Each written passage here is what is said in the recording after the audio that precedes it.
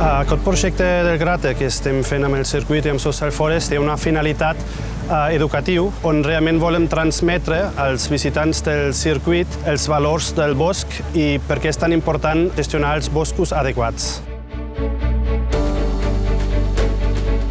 Aquest va ser com una plantació més jardinada i llavors nosaltres vam fer una proposta de crear un bosc amb una dinàmica natural per augmentar la biodiversitat al circuit i, a més, introduir noves espècies i també treballem el projecte d'economia circular, vol dir si fem una tala d'un arbre o fem una poda, tot el material es queda al mateix lloc.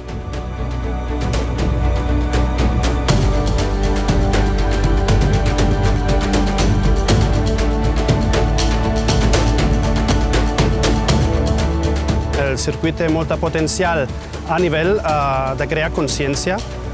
Els boscos avui en dia, amb la seva multifuncionalitat que ens donen moltes funcions al ser humà, com la gestió de l'aigua, la biodiversitat, la fixació del CO2 i també la prevenció d'incendis forestals, llavors la idea és augmentar dintre del circuit les zones gestionades i després la idea és començar a gestionar tots els 25 hectàrees de bosc que té el circuit.